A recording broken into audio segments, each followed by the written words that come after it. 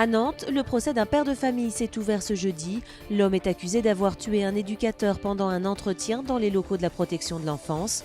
Son ex-compagne a échappé à la mort. Cédric Manet l'a rencontrée.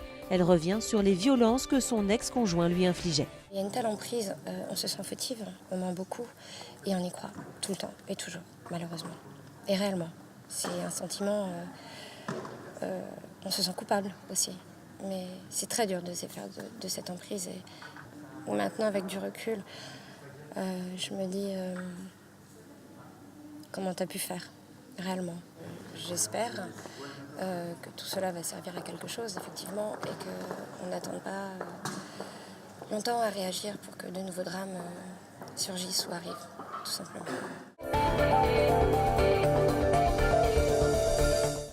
La brigade d'enlèvement des tags à Nantes était en grève ce mercredi et jeudi.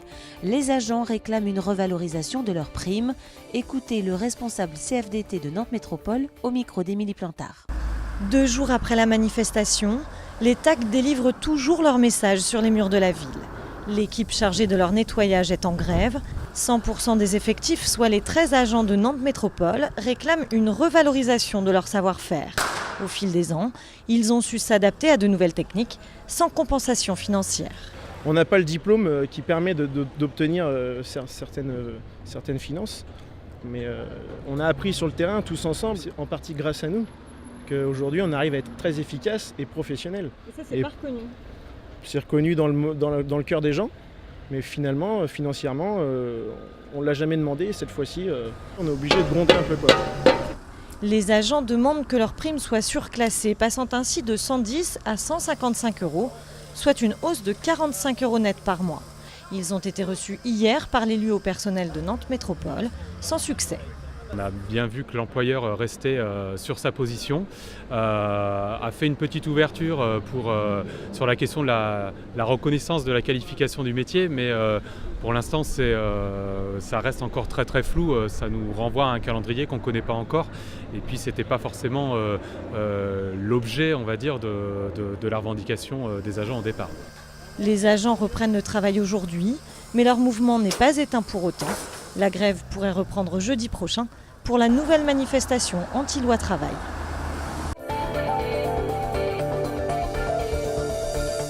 Utiliser la notoriété du grand éléphant de Nantes pour protéger les vrais éléphants d'Afrique et d'Asie. Dès l'année prochaine, les machines de Lille vont participer au financement d'une association de sauvegarde et de protection de l'animal. Sur 3 ans, 60 000 € seront offerts à un centre de conservation au Nord Laos. Les visiteurs seront invités à participer. Ça va être en partie par l'arrondi à l'euro supérieur en billetterie. On demandera aux gens s'ils sont d'accord. Par exemple, ils payent 8,50 €. S'ils sont d'accord d'être facturés 9 €, il y aura 50 centimes qui seront consolidés, gelés sur un compte et qui reviendront à la structure qu'on aide au Laos. Et l'autre partie, les 15 000 autres euros, ça sera le budget des machines qui le financera. Ouais, ça fait 10 ans que le grand éléphant est le porteur d'image des machines et maintenant de Nantes, en France et à l'étranger. Et on s'est dit quand même un jour que si dans un siècle il restait un seul éléphant mécanique dans le monde et puis deux mammifères, ça serait dommage. Non, juste pour dire que c'est naturel qu'on se penche sur la sauvegarde des grands mammifères et des éléphants. On a rencontré les bonnes personnes pour le faire et voilà, on va s'associer pendant la durée de vie de l'éléphant avec des gens qui s'occupent de la survie des grands mammifères.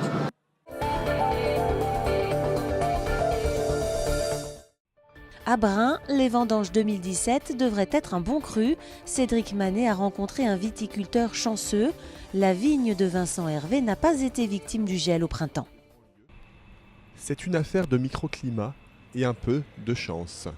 Quoi qu'en pensent les touristes, l'été a été sec et ensoleillé, en tout cas juste ce qu'il faut pour la plupart des viticulteurs du vignoble de Grandlieu, au sud-ouest de Nantes. Conséquence, on a commencé 15 jours en avance en fait, et sur des maturités qui étaient très satisfaisantes en fait.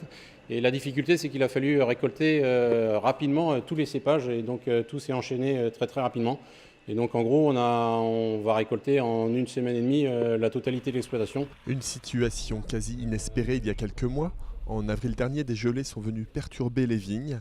Le spectre des gelées de 2016 avait alors refait surface. Les gelées de l'an passé nous ont apporté un préjudice au niveau des rendements et donc on a perdu 60 à 70% de la récolte. Et donc cette année on a eu très peur également car on a eu des gelées fin avril et qui a entraîné une perte de l'ordre de 20%. Mais les vignes qui n'ont pas gelé cette année ont été plutôt très généreuses et donc ont compensé cette perte. Chez Vincent Hervé, les vendanges devraient se terminer en fin de semaine par le ramassage des raisins rouges. Sur sa production de vin blanc, il a déjà une petite idée. Les raisins sont d'un très bel équilibre, un très bel équilibre entre les acides et les sucres. En fait, on a des teneurs en sucre qui sont très élevées. Côté volume, c'est aussi l'optimisme. Le producteur a quasiment manqué de cuves pour stocker ses vins. Les premières dégustations de Chardonnay, Sauvignon et Gros Lot sont prévues à la mi-novembre.